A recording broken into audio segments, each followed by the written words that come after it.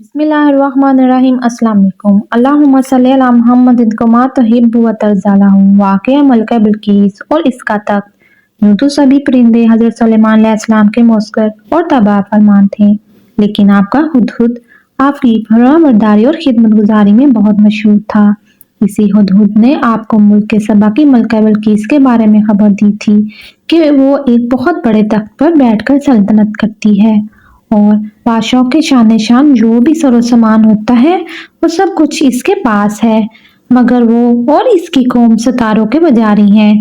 इस खबर के बाद हजरत सुलेमान अलैहिस्सलाम ने बल्कीस के नाम जो खत अरसाल फरमाया, इसको यही हुदहुद लेकर गया था।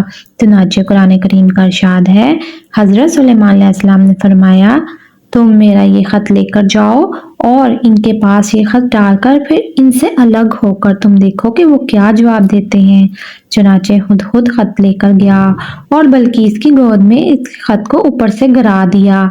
इस वक्त वो अपने गर्दो अमरा और अरकान सल्तनत के साथ थी।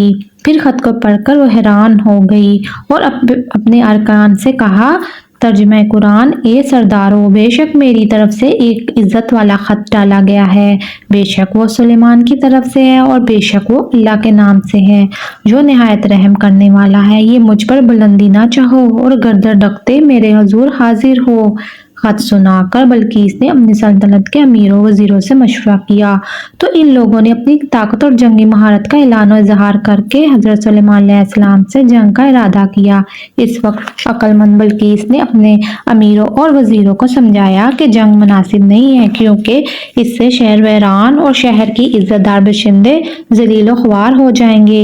इसलिए मैं ये मुनासिब ख्याल करती हूँ कि कुछ हदिया और तवाइफ उनके पास भेज दिया जाए। इससे इम्तिहान भी हो जाएगा कि हजरत सुलेमान सिर्फ बादशाह हैं या अल्लाह ताला के नबी भी हैं। अगर वो नबी होंगे तो हरगिज मेरा हदिया कबूल नहीं करेंगे, बल्कि हम लोगों को अपने दीन की इब्तिदा का हुक्म देंगे।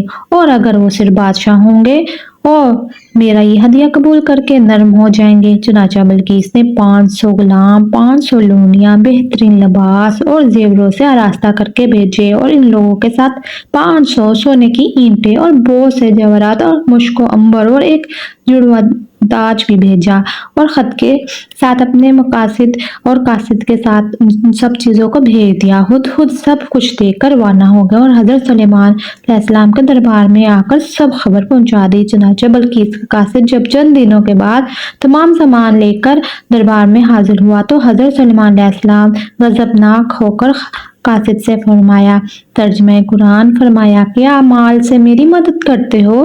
तो जो मुझे अल्लाह ने दिया है वो बेहतर है इससे जो तुम्हें दिया है, बल्कि तुम्हें अपने तोहफे पर खुश होते हो पलट जा इसकी तरफ तो जरूर हम इस पर वो लश्कर लाएंगे जिनकी इन्हें ताकत ना होगी और जरूर हम इनको इस शहर से जलील करके निकाल देंगे यूं के वो पस्त होंगे। चुनाचा इसके बाद जब कासिम वापस आकर बल्कीस को सारा माजरा सुनाया तो बल्कीस हजरत सुलेमान अलैहिस्सलाम के दरबार में हाजिर हो गई और हजरत सुलेमान अलैहिस्सलाम का दरबार यहाँ के आज अजायबात देखकर इसको यकीन आ गया कि हजरत सुलेमान अलैहिस्सलाम अल्लाह ताला के नबी पर हक हैं और इनकी सल्तनत अल्लाह ताला ही की तरफ से है। हजरत सुलेमान अलैहिस्सलाम ने बल्कीस को अपने दीन की दावत दी तो उसने निहायत इखलास के साथ इस्लाम कबूल कर लिया। फिर हजरत सुलेमान अलैहिस्सलाम ने बल्कीस से निकाह करके इसको अपने महल में रख लिया।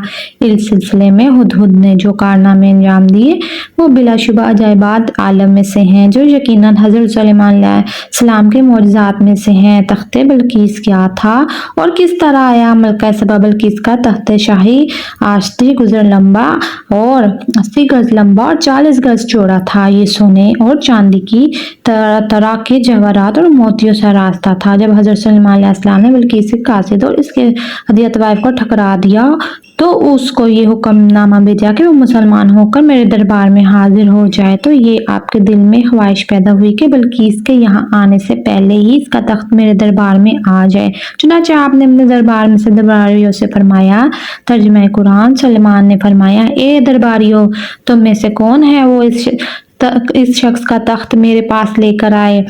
اس سے قبل کہ وہ میرے حضور متوجہ ہو کر حاضر ہوں، ایک بڑا جن بولا، میں وہ تخت حضور میں حاضر کر دوں گا قبل اس کے حضور اجلاس برخاست کریں، اور میں بے شک اس پر قوت والا امانت دار ہوں۔ جن کا بیان سن کر حضرت سلیمان علیہ السلام نے فرمایا، میں یہ چاہتا ہوں کہ اس سے بھی جلد وہ تخت میرے دربار میں آ جائے۔ یہ سن کر آپ کے وزیر حضرت آصف بن برخا رضی اللہ تعالیٰ عنہ، جو اسم اعظم جانتے تھے اور ایک باکرامت ولی تھے، انہوں نے حضرت سلیمان علیہ السلام سے عرض کیا جیسا کہ قرآن مجید میں ہے۔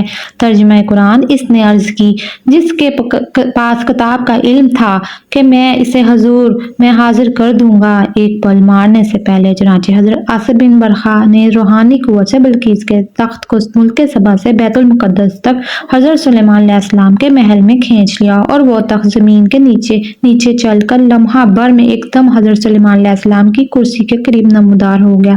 تخت کو دیکھ کر حضرت سلیمان علیہ السلام نے کہا، ترجمہ قرآن، یہ میرے رب کے فضل سے ہے تاکہ مجھے آزمائے کہ میں شکر کرتا ہوں یا ناشکری کرتا ہوں، اور جو شکر کرے وہ اپنے بھلے کو شکر کرتا ہے، اور جو ناشکری کرے میرا رب اس بے پرواہ بے خوبیوں والا ہے۔ ناظرین، اگر آپ کو یہ میری کہانی اچھی لگی ہو تو پلیز میرے چینل کو سبسکرائب، لائک، شیئر کیجیے گا۔ میں اپنے گھر والوں کو سپورٹ کرنا چاہتی ہوں اور غریبوں کی مدد کرنا چاہتی ہوں۔ آپ کے ایک سبسکرائب سے مجھے بہت حوصلہ ملتا ہے۔ اپنا بہت سا خیال رکھیے گا۔ مجھے اجازت دیجیے۔ اللہ حافظ۔